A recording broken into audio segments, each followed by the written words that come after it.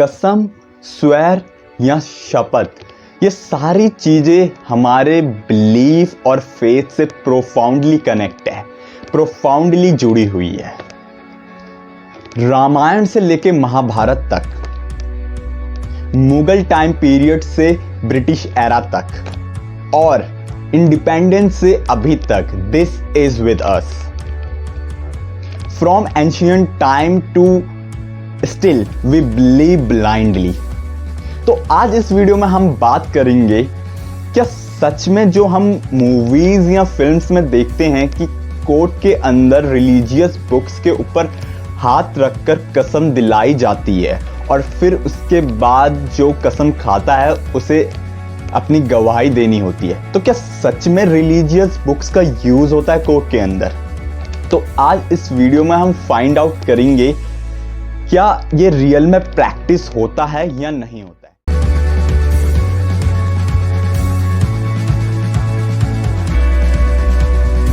The process of oath taking was started in India way back during the Mughal era. What they used to believe कि अगर किसी हिंदू को आप holy water Ganga या फिर Holi book Gita पे टच करा के कोई चीज पूछोगे, then he would be speaking truth.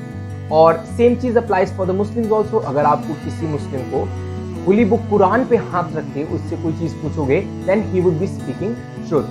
And ये चीज इंडिया में कंटिन्यू रही टिल ईस्ट इंडिया कंपनी और British era started in India.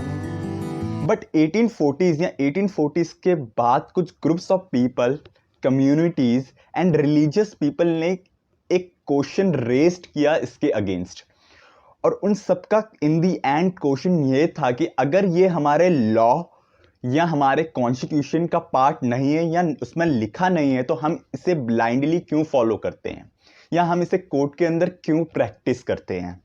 और इसी क्वेश्चन को ब्रिटिश गवर्नमेंट ने कंसीडर किया और कुछ सालों बाद 1873 में इस ट्रेडिशन को उन्होंने ऑफिशियली एक लॉ बनाया और उस लॉ का नाम दिया कि 1873 इंडियन ओथ एक्ट। और इस लॉ में क्लियरली लिखा था कि किसी भी कोई भी पर्सन जो जिस धर्म को फॉलो करता है उसे उसकी बुक्स के ऊपर हाथ रखकर कसम खाकर अपना एविडेंस देना होगा या अपनी गवाही देनी होगी। जैसे कि हिंदू धर्म का पर्सन वो गीता के ऊपर हाथ रखेगा, जैसे कि मुस्लिम वो कुरान के ऊपर, और क्रिश्चियन वो बाइबल के ऊपर, और भी धर्म के लोग अपनी रिलीजियस बुक के ऊपर हाथ रखकर कसम खाएंगे।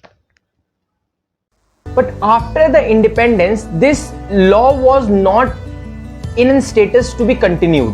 So, because India has now became a very diverse community, और इतनी diverse community में different religions के लिए different oaths कराना was not easy.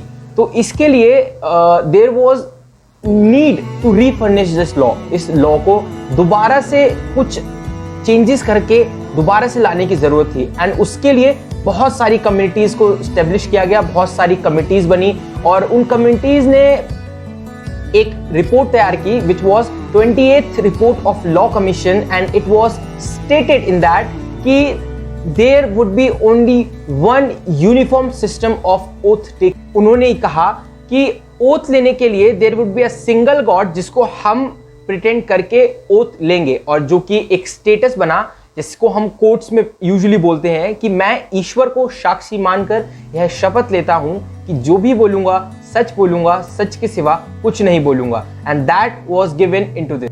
Another rule which was stated into this report was that any child below the age of 12 will not be under this rule, as he or she will not be allowed to take oath just because he or she will be under the age of 12. But अगर कोई person 1969 का जो रिफर्निश act है उसके according सब कुछ follow करता है पर तब भी झूठ बोलता है कोर्ट में, तो क्या ये एक पनिशेबल ऑफेंस है?